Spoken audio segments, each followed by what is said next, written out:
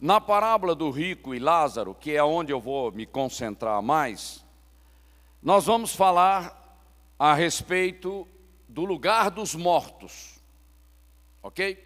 É bom a gente conhecer esse assunto, porque ele é exaustivamente tratado em toda a Bíblia, e Jesus falou sobre isso.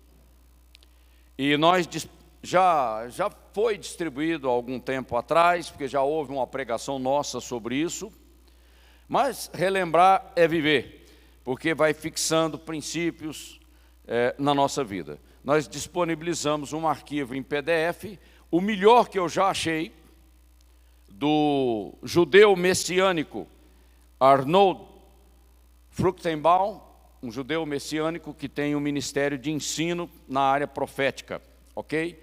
E nós traduzimos o material, editamos, e esse PDF está disponibilizado para todos. Eu acredito que na descrição do vídeo, da gravação, tem também os anexos. O segundo slide, agradeço a todos aí pela atenção.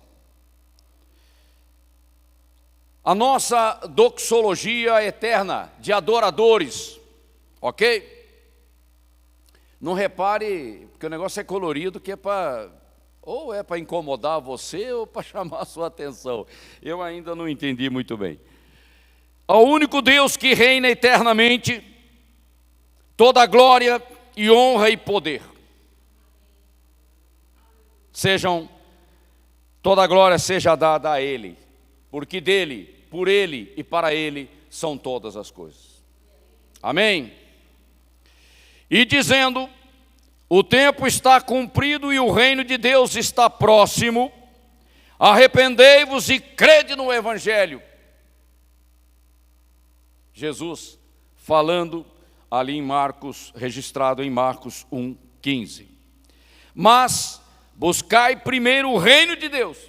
Primeiro, prioridade, primazia, e a sua justiça, e todas estas coisas vos serão acrescentadas.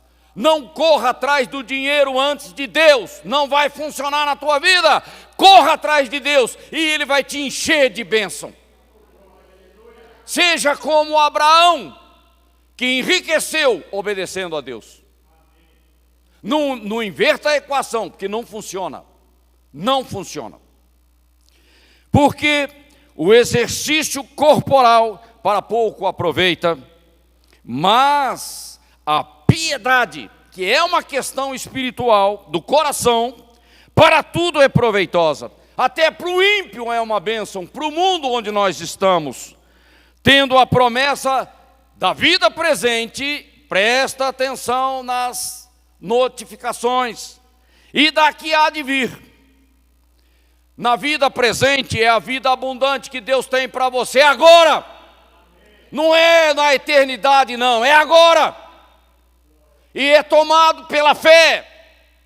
Mas também há algo futuro para nós, quando receberemos o nosso corpo glorificado e estaremos para sempre com Ele. Então nós temos várias coisas que a palavra promete a nós, mas a vida presente é tomada pela fé.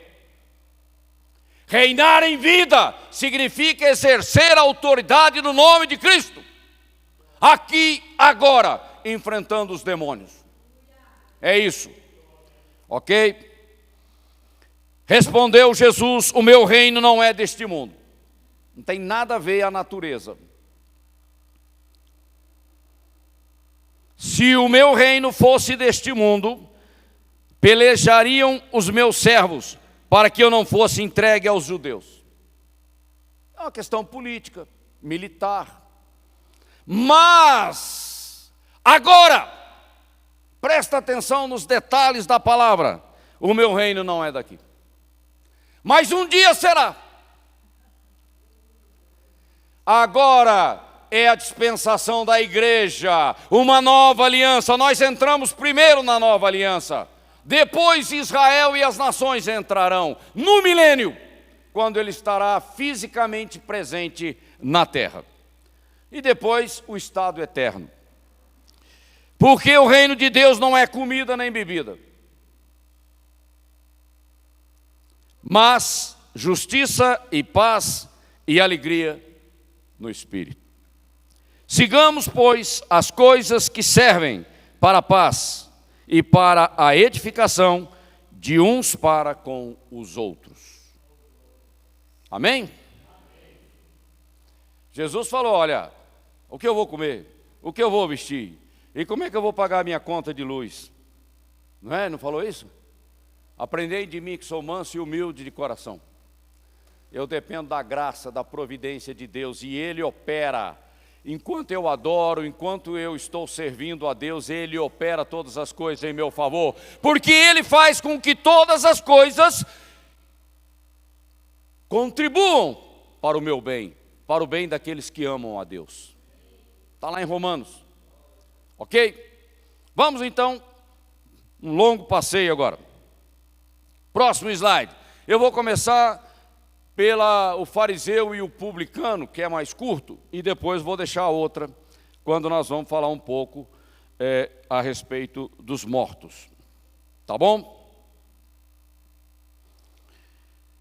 Essa passagem está ali em Lucas 18, 9 a 14. Você pode depois ler com mais calma, usando a sua Bíblia.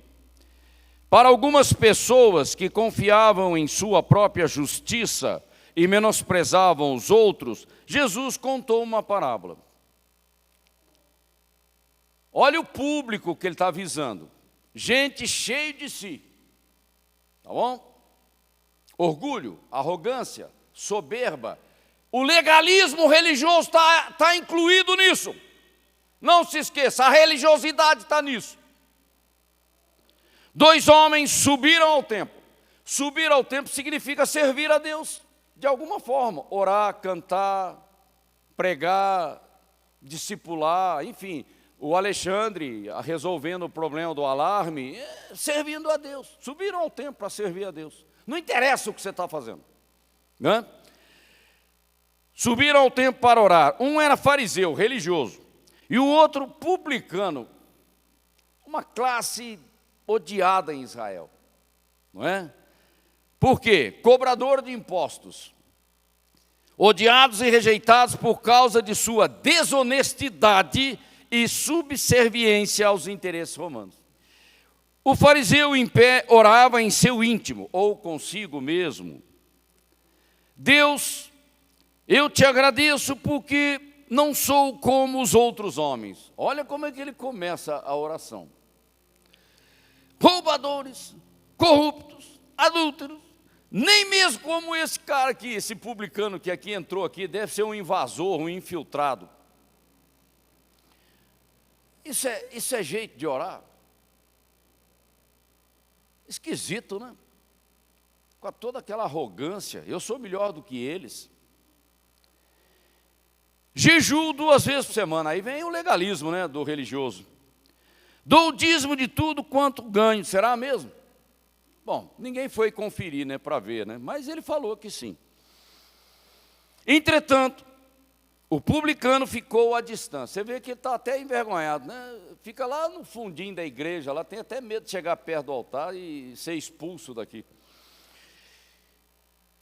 Ele sequer olhava, ousava olhar para o céu, nem erguia a cabeça, ok? Cabisbaixo, mas batendo no peito. Essa oração o fariseu não fazia. Bater no peito significa um espírito diferente, de arrependimento, de reconhecimento de uma situação espiritual que precisava da intervenção de Deus.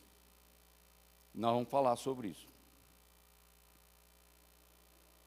Nós precisamos ver gente batendo no peito aqui, né, pastora? Vir aqui no altar e começar a bater no peito, confessando pecado, clamando diante de Deus por perdão, né? Liberar perdão, conserto de áreas da vida, casamento restaurado, filho perdido nas drogas. Vim aqui bater no peito, sabe? Isso é importante, tá? É importante. Se você fica sentado na cadeira aí de longe, com medo de chegar no altar, como é que Deus vai intervir na sua vida? Está entendendo? E quando eu me aproximo do trono, Deus muda a minha vida. Mas se eu ficar espiando de longe, os outros vão na minha frente e eu fico para trás. É simples assim. Ó Deus, ser benevolente comigo, ou seja, misericordioso, pois sou pecador. Ele reconheceu, o fariseu não. O fariseu não. Aí Jesus vem dar a aplicação, o princípio. Eu vos asseguro que este homem, e não o outro, ele está separando os dois, foi para a sua casa, este homem, o publicano, foi para a sua casa justificado. Deus ouviu a oração dele.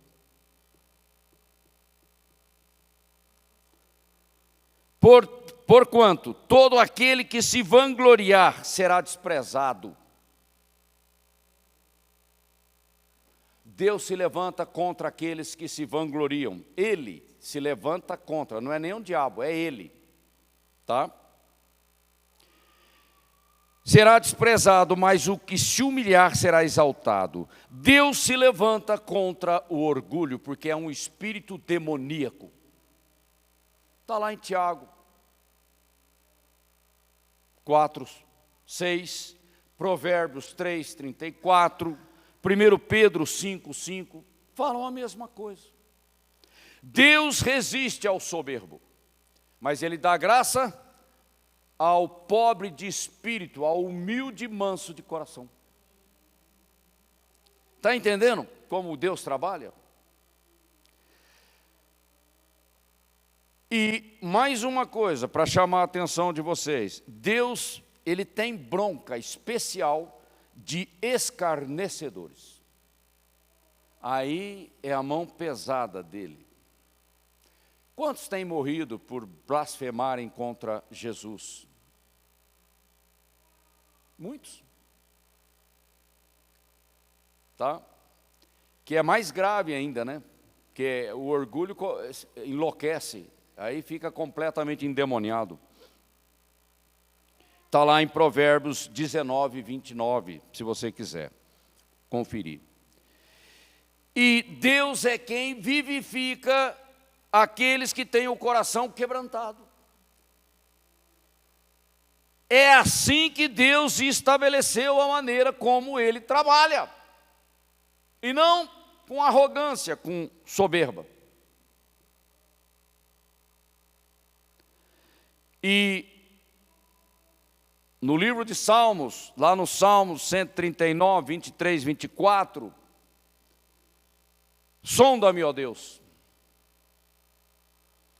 Aqui é um lugar para Deus sondar o coração das pessoas.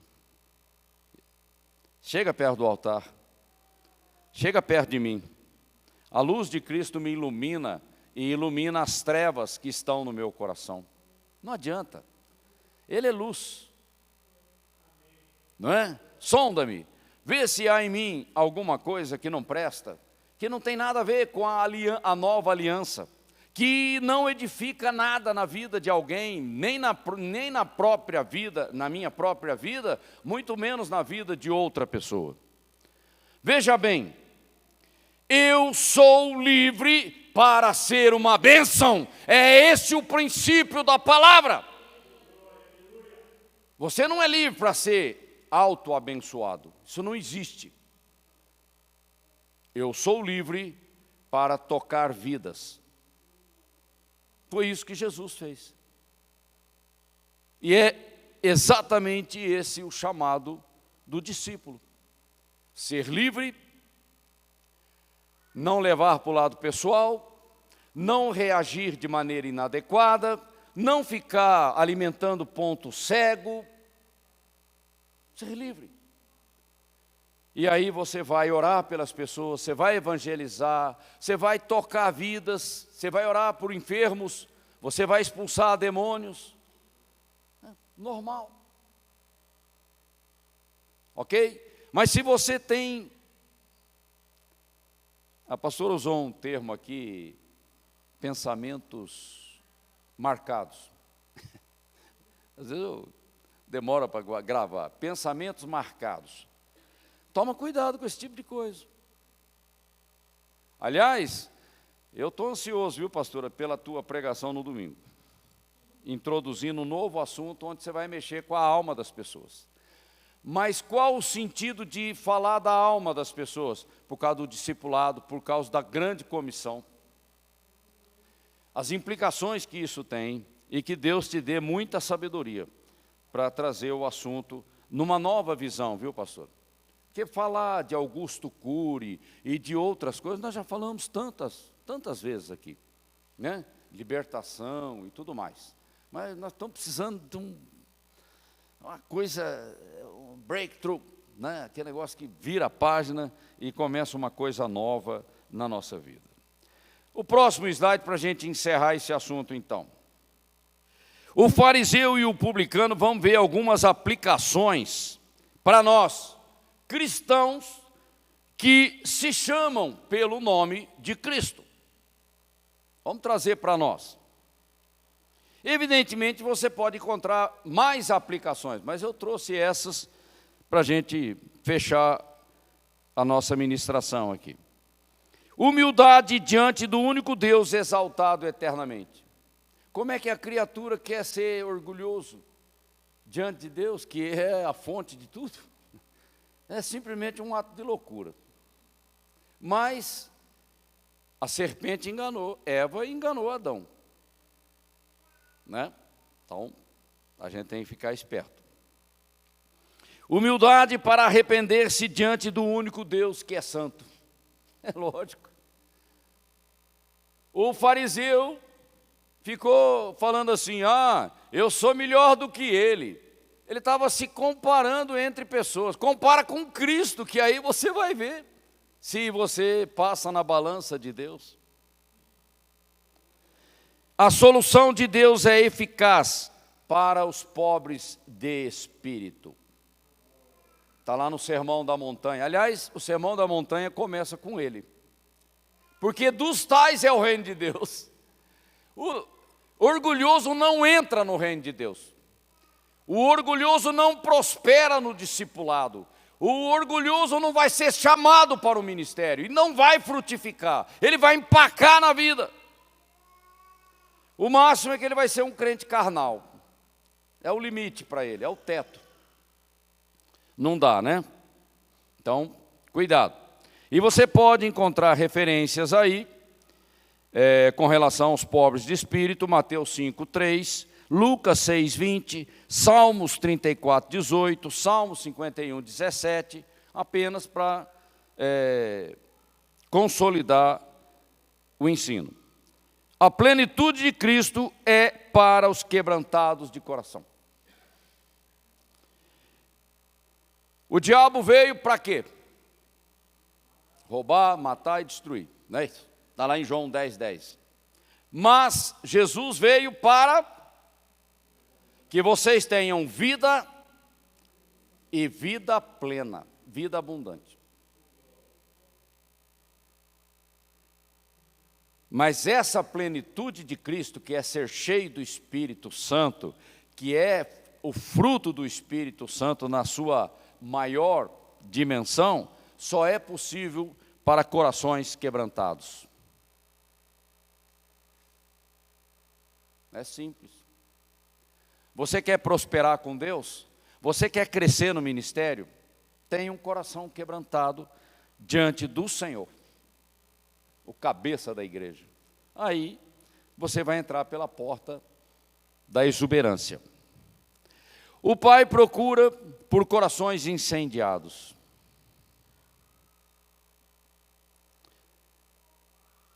Você gosta de se relacionar com uma pessoa fria, indiferente, distante? Você não sabe se está vivo, se está morto? Se eu não quero isso, imagina Deus. Deus, quando criou o homem, Ele não usou a palavra, Ele pôs a mão. Ele criou um boneco de argila, pôs a mão dele, é intimidade. E soprou o fôlego da vida nas narinas deu algo dele para aquele boneco de barro. E ele se tornou alma vivente. Para quê? Para ter comunhão com Deus. Ele não fez isso com árvore, ele não fez isso com aquele cachorrinho bonitinho que você tem em casa, os gatinhos da doutora Heloísa e tudo mais, mas ele fez isso conosco. Então, coração incendiado é tudo o que Deus procura. É aquela espontaneidade de Davi. Entende? Um coração segundo Deus. Não que ele que ele foi perfeito na sua vida, mas ele era um homem de pronto arrependimento e espontâneo para louvar e adorar a Deus. E ele não estava nem aí para Mical, você quer saber? E quantas Mical tem por aí? Um monte. Deve ter Mical macho também, deve ter, né? A gente sabe disso. Tá ok? Assim como adoradores, podemos servir ao único Deus que é digno. Dele, por Ele e para Ele são todas as coisas. Amém? Então, não há nenhuma vanglória que possa subsistir diante do Senhor. Ok, então agora vamos entrar num assunto mais pesado aqui. Vamos virar o slide aí. Ok, depois, quem tiver alguma dúvida, pode nos contatar, os pastores, sem problema nenhum.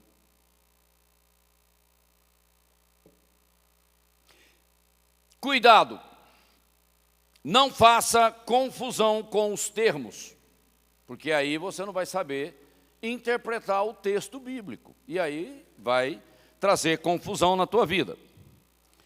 Eu sou um espírito, possuo uma alma e habito num corpo terreno, porque corpo espiritual ainda está programado para o futuro. É só olhar lá 1 Coríntios capítulo 15. Mas o corpo terreno é esse aqui. Tá bom? E você pode acrescentar aí 1 Coríntios 15, 40, 44, 1 Tessalonicenses 5, 23, Hebreus 4, 12. Tá? Dessa forma peculiar da criação do homem. Salvação é uma questão posicional. Tá? Então aí, justificação, imputação, novo nascimento, nova criação. Isso é uma coisa. Foi Jesus que resgatou isso lá na cruz. Santificação é um processo. É algo que Deus vai fazer na tua vida até o dia do arrebatamento, ou até o dia da tua morte, porque depois que morreu não tem mais o que fazer. Né? Alguma coisa que você tem que fazer com a tua vida tem que ser agora, nesse tempo de oportunidade onde nós estamos.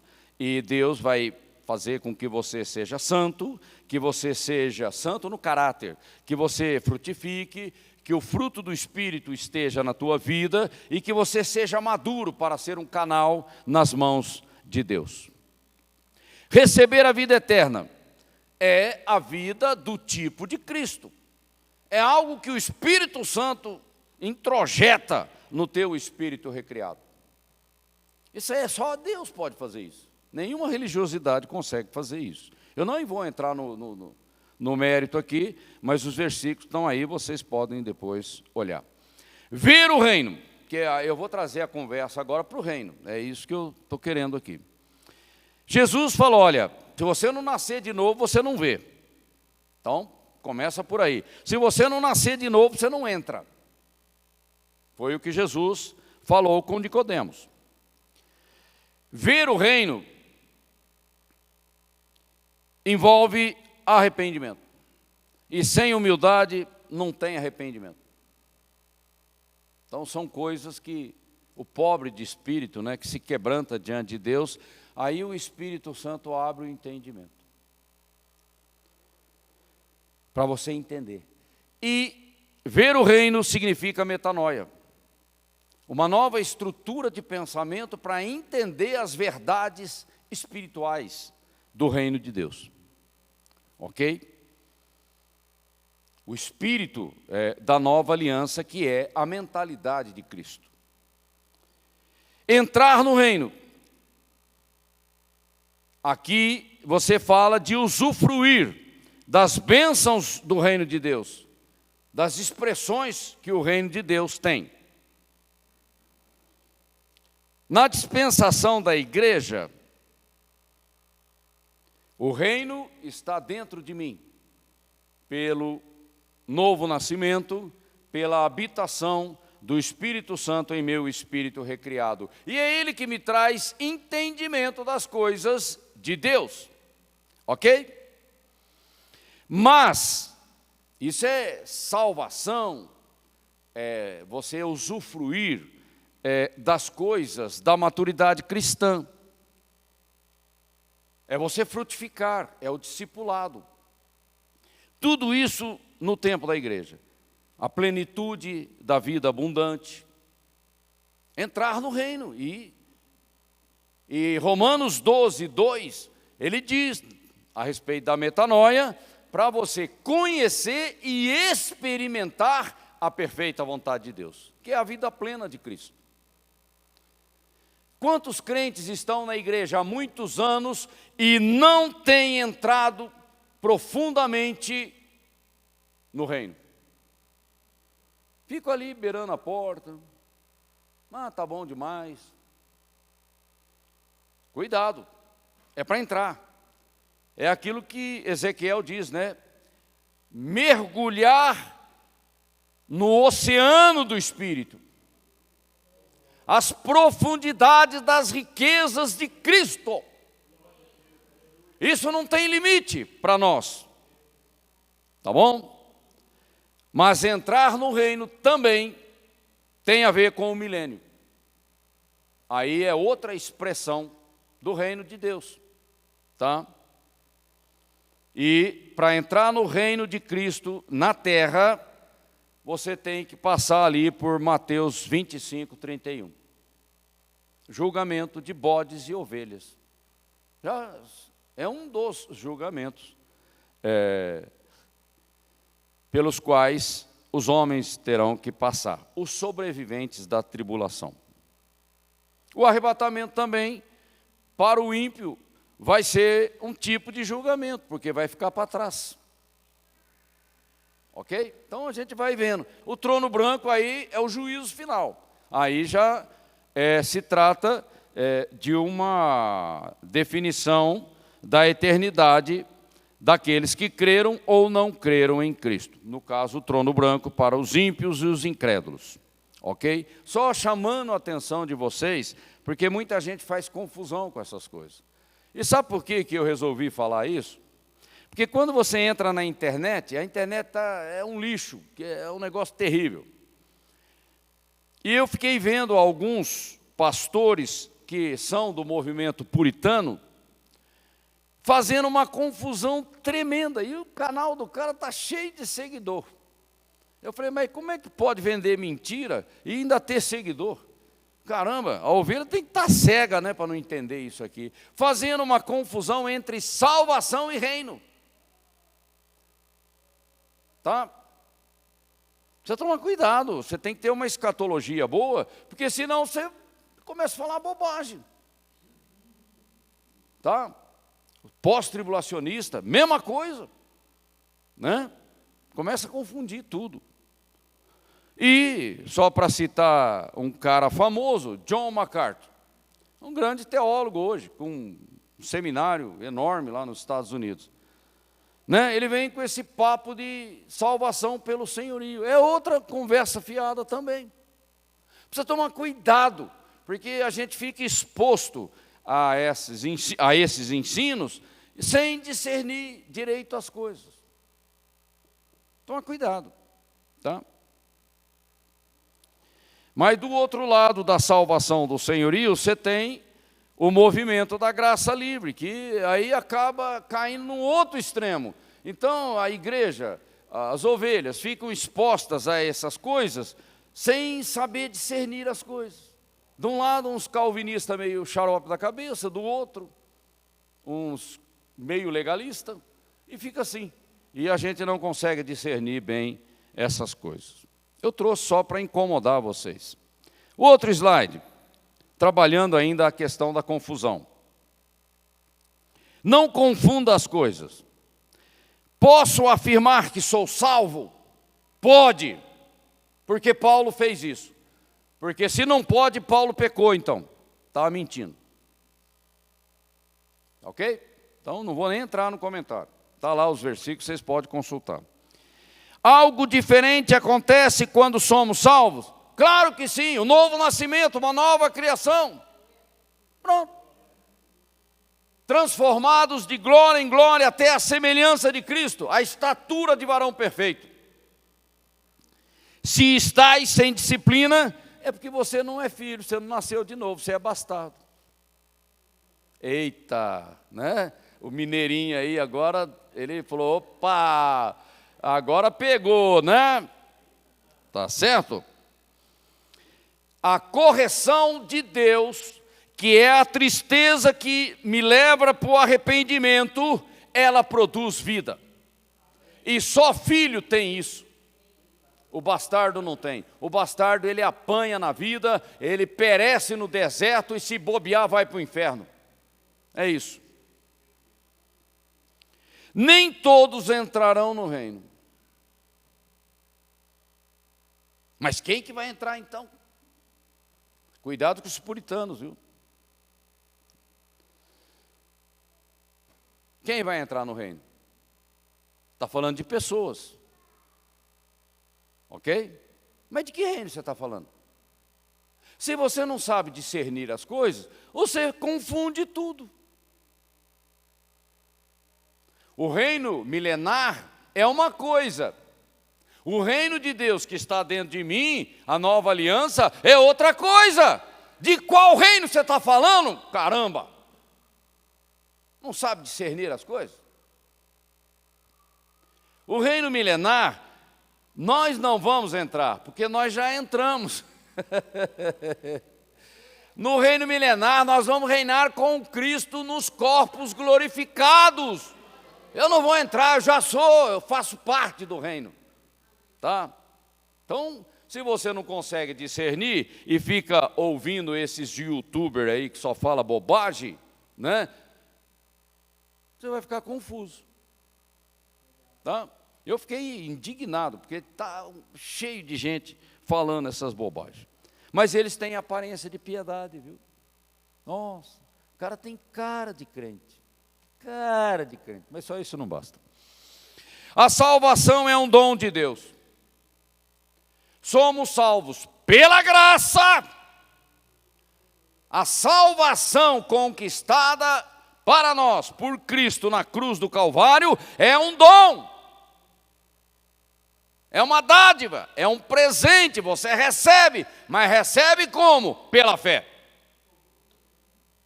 Todos podem crer? Podem, mas todos creem? Não. Resposta é problema de cada um. Não venha falar para mim que fé é dom de Deus, que isso é papo calvinista. Não dá para encarar esse negócio. Tá bom? Eu só estou batendo em coisas que a gente vem falando há muito tempo aqui. Tá bom? Aqueles casos especiais, um nenenzinho que morre, é salvo? Claro, está debaixo da cobertura do sangue de Cristo. Um deficiente mental, também. Nós somos salvos pela medida da revelação que chega a nós. Como é que Noé foi salvo? Abel era salvo? Cuidado quando você fala de salvação, porque é salvo pela graça, por meio da fé, e isso existe desde Abel. Agora acontece que a revelação progressiva chega até o Messias, quando a coisa se encerra, é completada. Na plenitude dos tempos, Jesus aparece e resolve o problema definitivamente. Moisés era salvo, com todos aqueles sacrifícios lá no tabernáculo? Era. Mas aqueles sacrifícios removeram o pecado de Moisés? Não. Quem removeu o pecado de Moisés foi o sangue derramado na cruz. Porque a cruz vai para o passado e para o futuro. ela tem uma abrangência holística, né, vamos dizer assim, completa, integral, em todas as dispensações. Então, se você olhar para Abel, como é que Abel foi salvo? Ele foi salvo porque Adão e Eva receberam uma veste de um animal sacrificado no jardim do Éden para cobrir a nudez deles. E aquele sacrifício apontava para o parente remidor, que é Cristo, Messias. Eles criam nisso. E os sacrifícios que eles apresentavam eram dessa natureza. Eles são salvos por causa disso, que essa é a revelação que ele tem. Por acaso eles tinham as epístolas de Paulo para ler? Não, né? Oh, Deus é justo, até com o diabo. Está entendendo? E Abel apresentou um sacrifício em função daquilo que ele cria. Sem derramamento de sangue não tem remissão de pecados.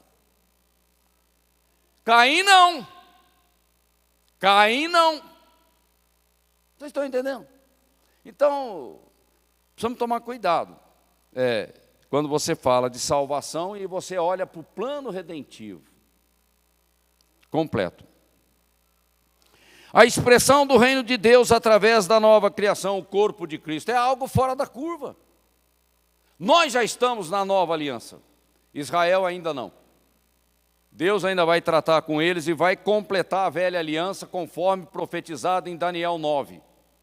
Aí eles vão entrar na nova aliança. E as nações, por sua vez. A manifestação física do reino de Cristo é o milênio, lá em Jerusalém, com a presença pessoal de Cristo. Ok? E a igreja vai estar lá, os santos do Antigo Testamento também, e os mártires da grande tribulação, todos ressuscitados. E fora os sobreviventes que também vão entrar, que são ovelhas. Tá bom? O reino dos céus é tomado à força, e os que se esforçam se apoderam dele. Gente, eu nunca vi um versículo tão confuso na caneta de certos pastores. É uma confusão do caramba que você não consegue entender. Porque está levando para o lado das obras, do esforço humano. Não dá, né? Você é salvo pela graça. Então, o que quer dizer isso aqui? Se você não tiver cuidado, e dependendo da versão da Bíblia que você usar, você se confunde. Tá? Fazer violência ao reino de Deus é o uso da força e da violência física. Desde João Batista é isso que está acontecendo, e aconteceu até com Cristo. Ele foi crucificado, e os apóstolos foram martirizados. É disso que ele está falando. E todo homem vai enfrentar resistências para entrar no reino de Deus. Aí ele já mudou o assunto. Quando você veio a Cristo, você enfrentou resistências, não enfrentou? Da família, do seu esposo, da sua esposa, dos amigos, enfim. Aquela coisa, mas você agora virou crente? Você é louco, né? Imagina eu, vim da rua, totalmente contrário, virou crente, você é doido. Então agora, o reino de Deus, que é proclamado pela igreja, é loucura para os homens, mas é salvação da parte de Deus, para todo aquele que crê. Então agora muda um pouco. Aí, nós falamos do discipulado. Porta estreita e caminho apertado, fala de duas coisas. Porta estreita é de salvação. Não é salvo de qualquer jeito. Isso vai ter um custo, né? Você vai ter que morrer para si mesmo e tomar a sua cruz e siga-me. A salvação vai ter uma renúncia. Renunciar ao velho homem e abraçar o que Deus te oferece. Mas o discipulado é o caminho apertado. Esse dura bastante e vai até o arrebatamento. É Deus garimpando a tua vida, é Deus te lixando, é Deus peneirando a tua vida, é o ouro que é purificado no cadinho, é com fogo, e as impurezas são eliminadas, a questão da maturidade para frutificar para Deus. Aí é o preço do discipulado, ok? Se a gente não discernir essas coisas, a gente vai achar que é salvo por obras, né? E não é. É só olhar para o ladrão na cruz, né? Não teve nem discipulado, já foi direto para o céu. Foi Jesus que falou. Quem é que pode desmentir Jesus? Ninguém, né? Vamos andar agora mais um pouco. Outro slide.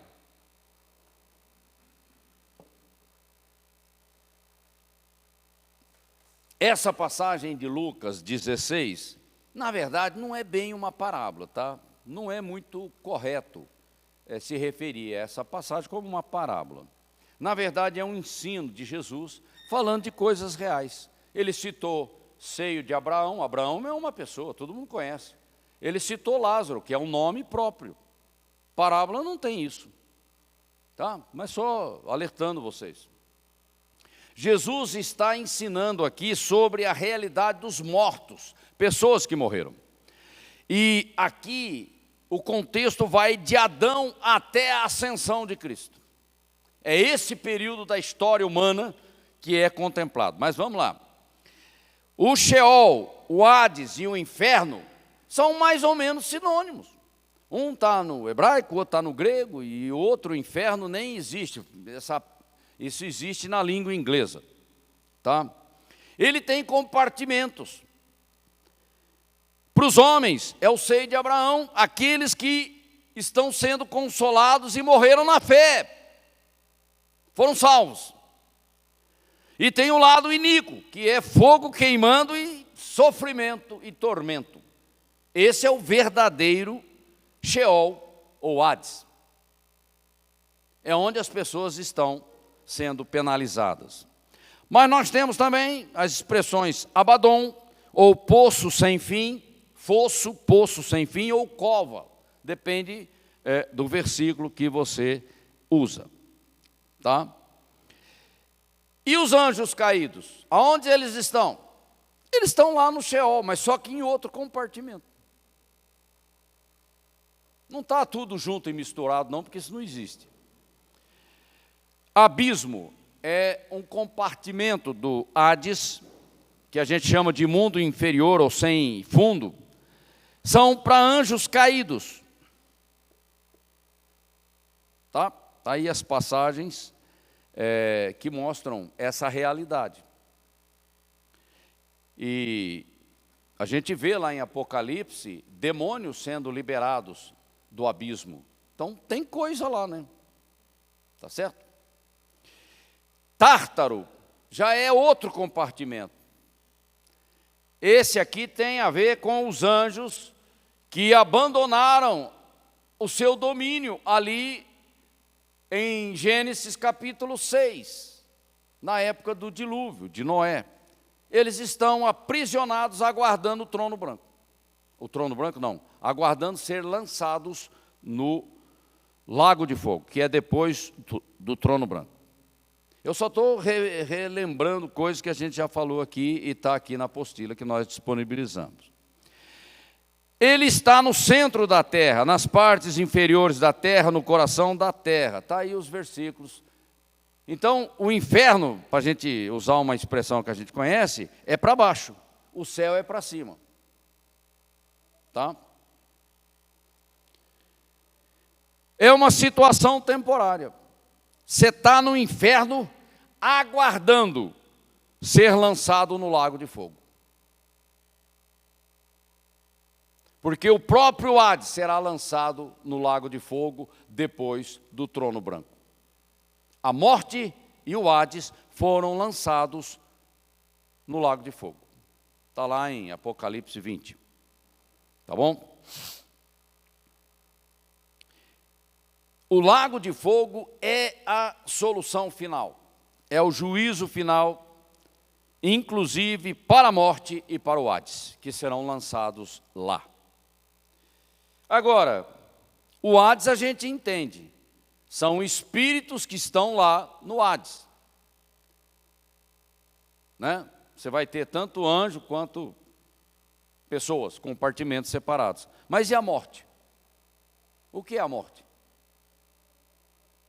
Olha, esse autor dessa apostilinha que a gente disponibilizou, ele tem uma visão. Eu não concordo muito com a visão dele, mas tudo bem. Ele acha que a morte se refere aos componentes espirituais da constituição humana, que é espírito e alma, porque o corpo está no cemitério. Fica um negócio meio esquisito, mas tudo bem, sei, é a interpretação dele. A morte, na verdade, são seres demoníacos que têm esse poder de operação e de arrastar aqueles que morrem para o inferno, aqueles que não creram. Deve ser um exército, um comando demoníaco, um principado, sei lá o quê, que opera isso. E vai chegar um dia que eles serão lançados no lago de fogo. Porque a questão do corpo, do ímpio, que morreu, o espírito e a alma está no Hades, o corpo está lá no cemitério, mas aquele corpo não é do diabo, aquele corpo pertence ao Senhor, o Criador de todas as coisas. E eles vão ter que ressuscitar, a segunda ressurreição, vão receber um corpo ressuscitado e vão comparecer diante do trono branco, serão julgados e lançados no lago de fogo. Tá bom? Para a gente ter clareza dessas coisas. E o seio de Abraão, aonde Lázaro estava, eu não li a passagem, mas vocês podem consultar, eu só estou trazendo um ensino, ele mudou de posição. Quando Jesus morre, ressuscita e ascende aos céus, o que Paulo fala em Efésios capítulo 4, 9 e 10? Levou cativo o cativeiro, porque lá não é lugar de santo. O Hades? Não, é na presença de Deus. Aí eles são transportados para o paraíso dos santos, que está diante do trono de Deus. Ok? E pode ser que aconteça mais uma mudança, que é a Nova Jerusalém. Mas aí, vamos caminhando aqui. Próximo slide.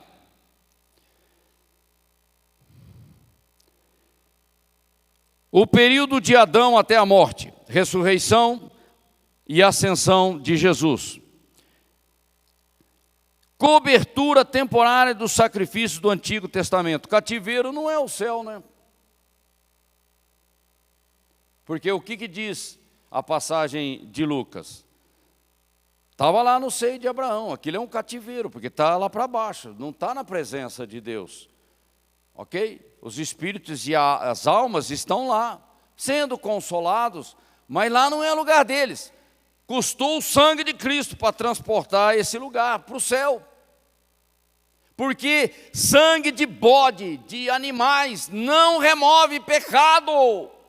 É o sangue do Cordeiro, o Filho de Deus, derramado na cruz do Calvário, é que estabelece isso.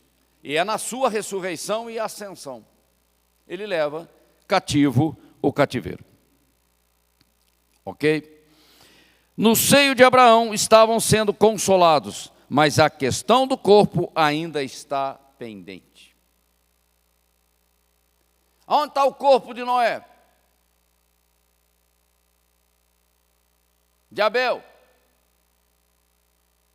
Moisés, que ninguém sabe. Ou de um crente que morreu, como a minha mãe. Minha mãe, eu sei, o corpo está ali no cemitério. Está o resto, os restos mortais estão lá.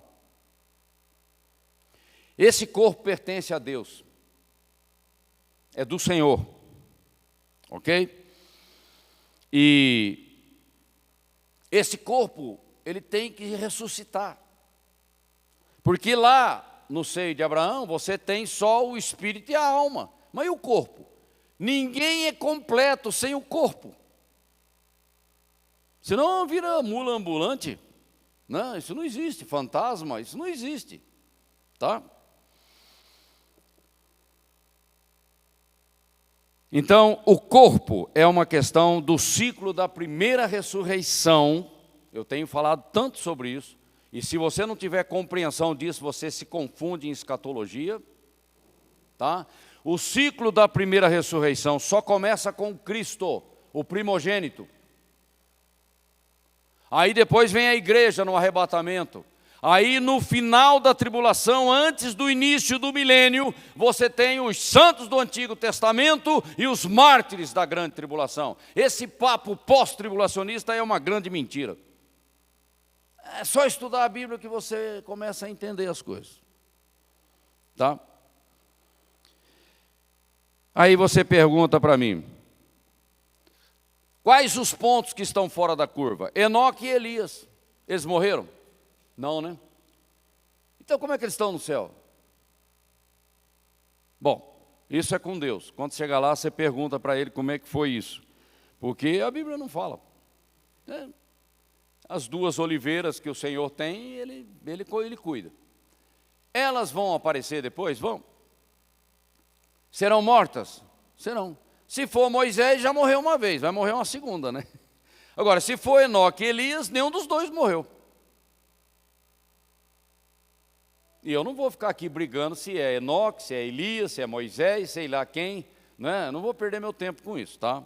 Porque isso é para Israel, não é para mim. A igreja não precisa de duas testemunhas, nós já temos o mover do Espírito na nossa dispensação. Ok?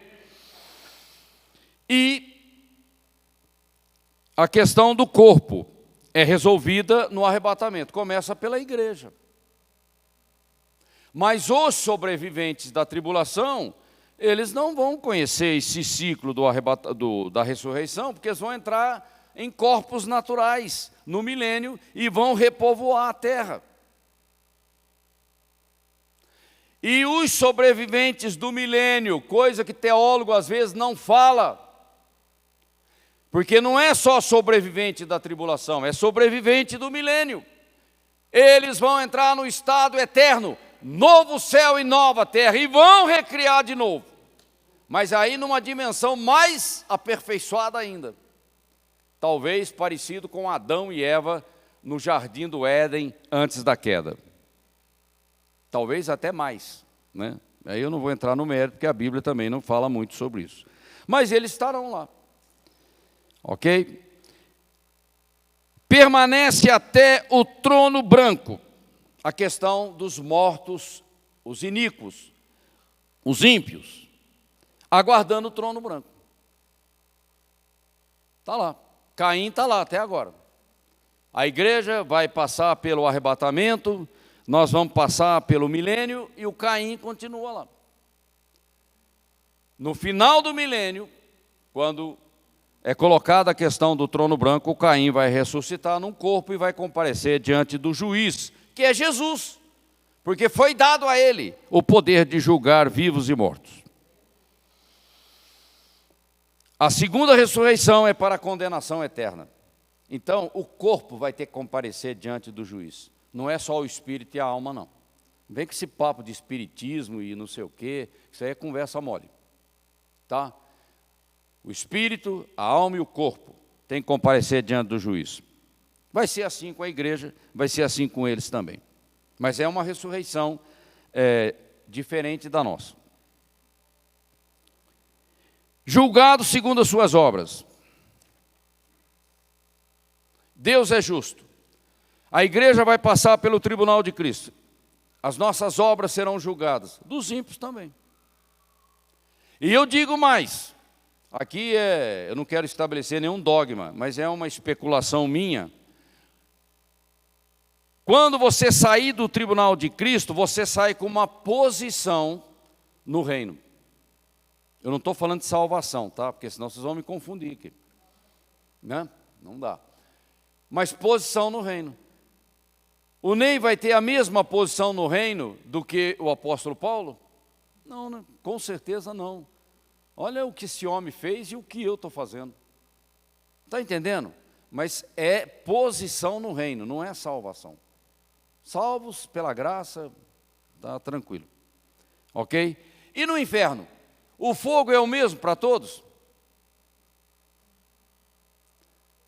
Fogo é uma questão de obras. Quanto pior as obras, pior o fogo e os vermes que estarão lá. Outro ponto fora da curva. Como é que o Senhor Jesus lança o anticristo e o falso profeta vivos no lago de fogo? E eles inauguram o lago de fogo, não é nem o diabo. Na batalha do Armagedon. Caramba. Esses dois são encapetados. Tem alguma coisa neles que diferencia da raça humana. Por isso que às vezes a gente usa aquela expressão, permaneça humano. Cuidado com o transhumanismo, cuidado com esse negócio de chip, vacina e tudo mais. Cuidado. A Babilônia lá, vai lá, Apocalipse 17, 18, você vai ver. Comércio de almas. Como é que a Babilônia ganha dinheiro vendendo almas? Como é que é isso? Eu não sei como é que é isso. O Rony sabe como é que vende hot dog, mas vender alma ele não sabe, nem eu. É uma coisa diferente, esquisita, uma coisa diabólica. Tá? Só chamando a atenção de vocês. O outro slide. Vamos falar dos mortos em Cristo. Essa é uma expressão que é designada para a igreja, o corpo de Cristo. Eles estão no paraíso dos santos, porque o cativeiro já foi transportado para o céu, ok? O paraíso vai mudar de posição de novo, né? Porque Deus trabalha por etapas, né? A minha mãe morreu, está no céu, era uma crente, ok? O corpo dela está lá no cemitério. O espírito e a alma estão lá no céu, no paraíso dos santos. Mas e a Nova Jerusalém? Quando que a minha mãe vai para lá? Porque ela é da igreja. E a Nova Jerusalém é para aqueles que recebem corpos glorificados, que participam do ciclo da primeira ressurreição.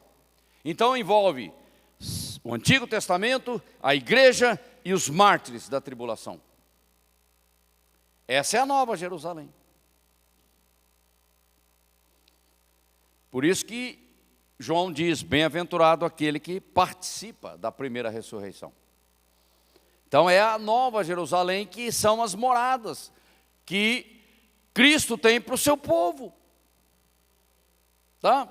Mas e a nova terra? Quem que vai morar lá? Os sobreviventes da tribulação vão estar lá. A Nova Jerusalém é como um cubo, né?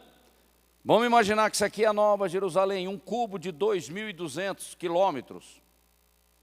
E aqui está o planeta Terra. A Nova Jerusalém vai encostar na Terra. Vai ter um portal.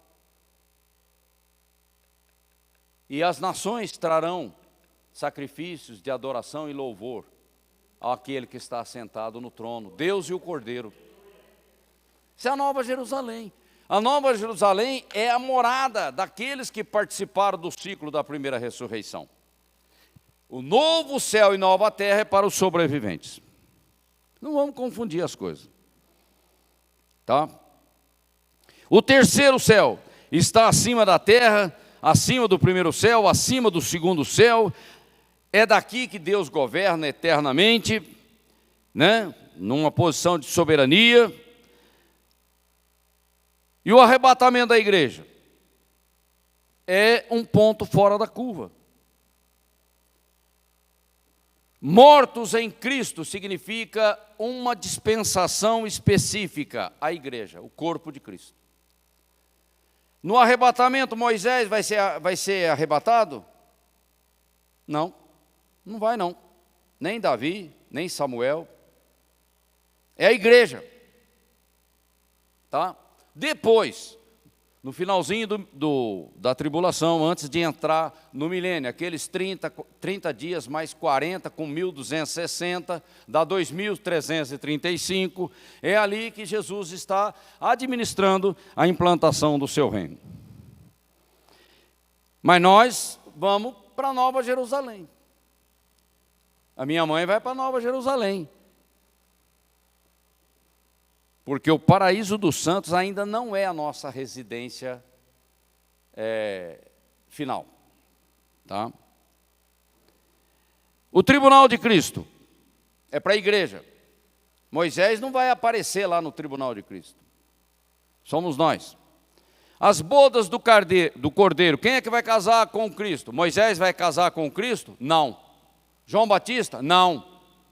É a igreja.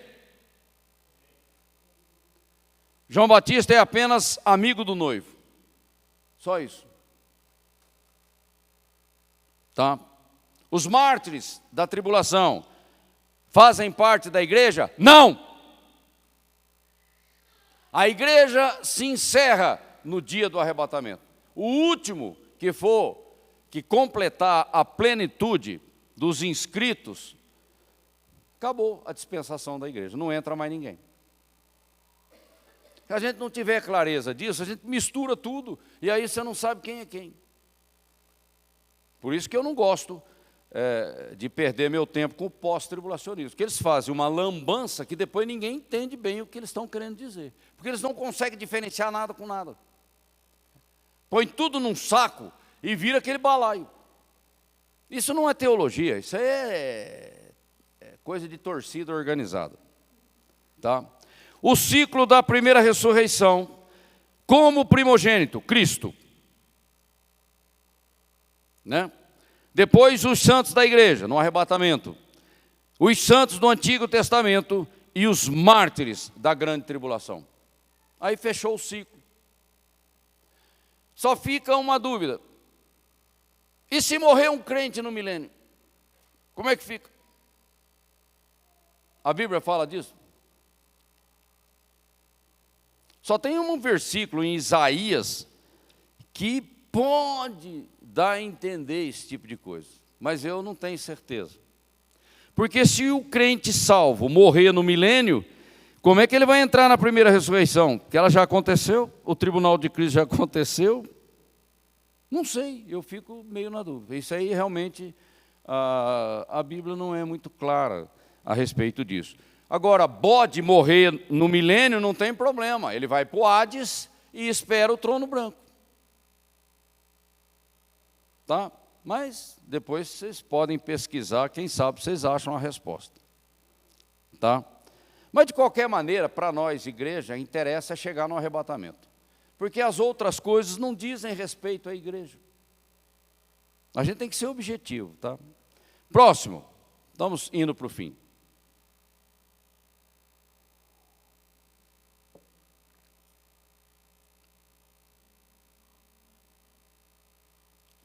Pastor, isso aqui a gente vai ter que bater, sempre que eu pregar eu vou bater na mesma coisa.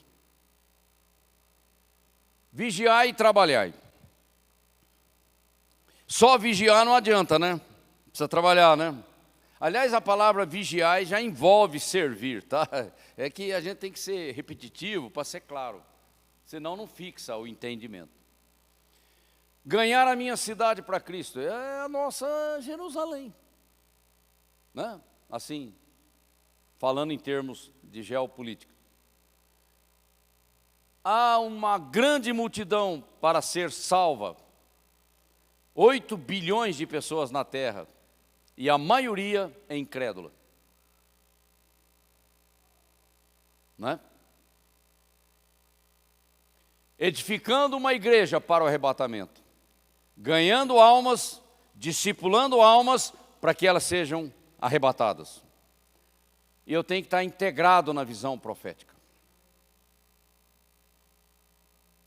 Tá? Porque não é só uma questão pessoal, eu vou ser arrebatado, mas e os outros? E o seu filho? E a sua mulher?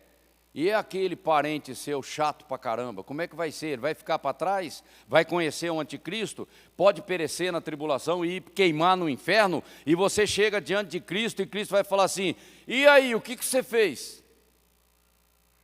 Ah, Senhor, eu não sou evangelista. Mentira.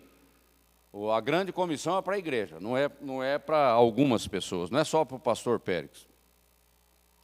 Todos nós temos esse compromisso. O próximo. Desde já, pela fé, nós colocamos as nossas coroas aos pés daquele que é digno. Não é? Não vou esperar chegar no céu para fazer isso, eu já faço isso agora. Aqui no altar, eu derramo lágrimas de gratidão diante daquele que é digno. Não é? Ok? Comece a fazer isso aqui, porque lá no céu vai ser fácil. Não é, Pérez?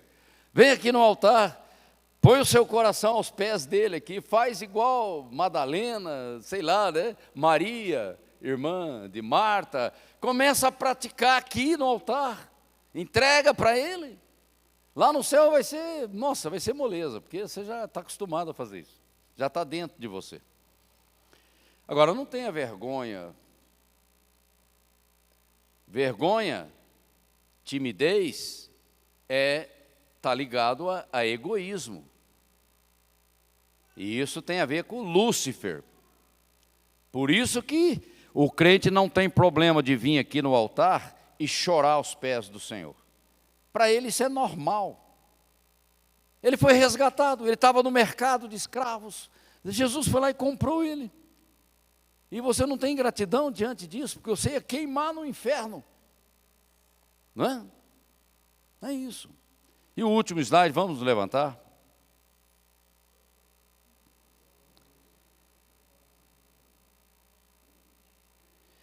Agradecemos a cada um pela atenção dispensada, mas de nada adianta ouvir por ouvir. É preciso ter ouvidos para ouvir, sensibilidade ao que o Espírito Santo está falando. Que Deus coloque uma fé inabalável no nosso coração, um coração puro, contrito, quebrantado diante dele.